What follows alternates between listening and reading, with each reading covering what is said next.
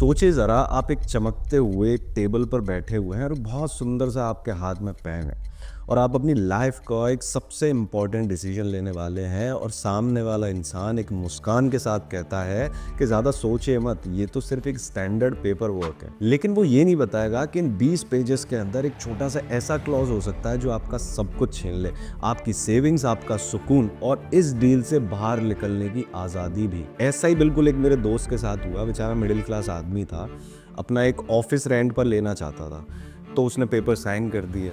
लेकिन एक ऐसा हिडन क्लॉज था उन पेपर्स के अंदर जो उसको अगले 5 प्रॉपर्टी छोड़ने के बाद अगले 5 साल तक उसके रिपेयर और डैमेजेस के लिए पैसा भरने के लिए मजबूर कर रहा था। और आप जानना चाहेंगे कि इस छोटी सी मिस्टेक से उससे कितना बड़ा नुकसान हुआ? 15 लाख रुपए का।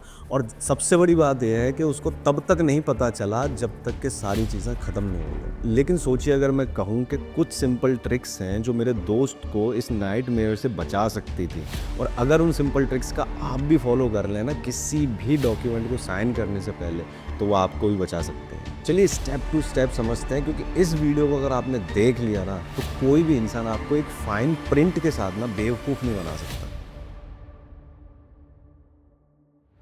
हमेशा डॉक्यूमेंट की एक सॉफ्ट कॉपी मांगिए। तुरंत डॉक्यूमेंट नहीं साइन करना है, चाहे अगली पार्टी उसको कितना ही अर्जेंट बेसिस पर साइन करवाने की कोशिश करे, कितनी ही अर्जेंसी दिखाए, आपको तुरंत डॉक्यूमेंट साइन नहीं करना है। डॉक्यूमेंट की एक सॉफ्ट कॉपी आपको अपने पास पहले लेनी है। क्यों? क्योंकि भाई ये जो सो कॉल्ड स्टैंडर्ड एग्रीमेंट्स होते हैं ना, इनमें कई बार ऐसे हिडन क्लॉजेज होते हैं जो आपको फालतू की ऑब्लिगेशंस में फंसा देते हैं। आपको वो पता चलने चाहिए पहले। एक सिंपल रेंटल एग्रीमेंट का एग्जाम्पल लेके देखते हैं। लैंडलॉर्ड क्या होता है कि अक्सर मेंटेनेंस चार्जेस को छुपा के ऐड कर देते हैं और कॉन्ट्रैक्ट में लिख देते हैं कि रेंट इंक्लूसिव ऑफ एक्सपेंसेस।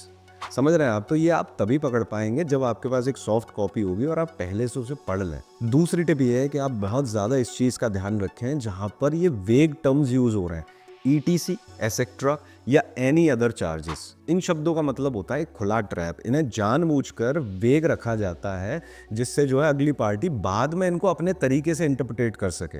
एक केस मेरे सामने आया था जिसमें एक स्टार्टअप ने एक मार्केटिंग कॉन्ट्रैक्ट साइन किया था। उसमें एक क्लॉज था जिसमें यूज था ये वेग टर्म एनी अदर एक्सपेंसेस, जो बाद में जाके उनको 5 लाख का प्रमोशनल कॉस्ट में पड़ गया। इतना बड़ा नुकसान उन्हें झेलना पड़ा बिकॉज ऑफ दिस वेग टर्म। नंबर 3, किसी भी कॉन्ट्रैक्ट या एग्रीमेंट के हर पेज पे अपना इनिशियल डालना मत भूलना। इनिशियल मतलब अपना साइन करना, हर पेज पे साइन करो।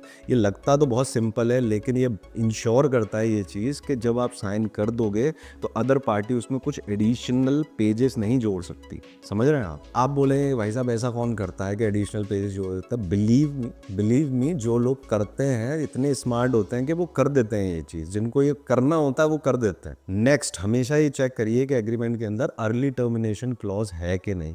देखिए, लाइफ बहुत अनप्रिडिक्टेबल होती है। हो सकता है कि आप लाइफ की ऐसी एक स्टेज आ जाए जहां पर आपको उस कॉन्ट्रैक्ट से बाहर निकलना पड़े, तो ये इंश्योर करिए कि ऐसा क्लॉज हो जिसमें ज़्यादा पेनल्टीज ना देकर आप उस कॉन्ट्रैक्ट से बाहर निकल सकें। एक बहुत ही स्टैंडर्ड एग्जाम्पल देता हूँ इस चीज़ का। ज़्यादातर लोग, हम जैसे, तुम जैसे लोग जिम मेंबरशिप लेते हैं। कई ऐसे लोग होते हैं जो 3-3 साल की जिम मेंबरशिप ले लेते हैं, और उसमें आप ध्यान से देखना तो ज़्यादातर जिम कॉन्ट्रैक्ट्स के अंदर टर्मिनेशन क्लॉज नहीं होता। जनरली आपको बताऊं, नहीं होता है और लोग इग्नोर कर देते हैं कि अरे 3 साल तो हम जिम करेंगे मोटिवेशन के अंदर। मेरा एक दोस्त था, 3 साल का उसने जिम कॉन्ट्रैक्ट साइन करा कि मैं करूँगा।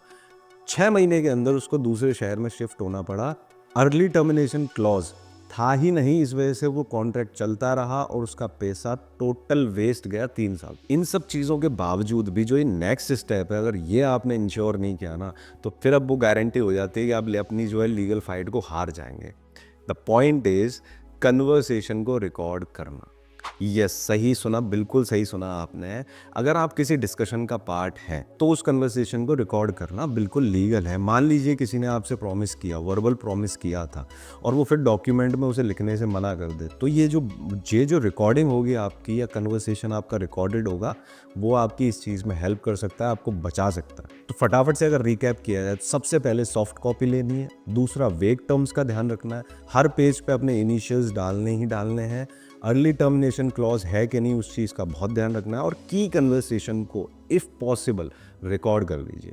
तो ये चीज़ों का ध्यान रखिए। मैं गारंटी देता हूँ आपको कि आपको नहीं दिक्कत आएगी या कोई आपके साथ फ्रॉड नहीं कर पाएगा किसी भी डॉक्यूमेंट के तहत। और कमेंट में आप मुझे ज़रूर बताइएगा अगर मैं कोई पॉइंट मिस आउट कर रहा हूँ, या फिर आपके साथ कॉन्ट्रैक्ट या एग्रीमेंट को लेकर आपका सबसे बुरा एक्सपीरियंस क्या रहा है। तो इस वीडियो के लिए इतना ही, हम मिलेंगे नेक्स्ट वीडियो में। और सब्सक्राइब लाइक तो करना ही है भाई, और शेयर इसलिए कर देना कि बाकी आपके दोस्त, आपकी फैमिली इस चीज़ में ना फंसे, उनको भी ये चीज़ की इन्फॉर्मेशन हो जाए। और सब्सक्राइब इसलिए कर लीजिएगा कि यहाँ पर मैं इंश्योर करता हूँ कि आपको उल्लू ना बनाया जा सके। समझ रहे हैं आप?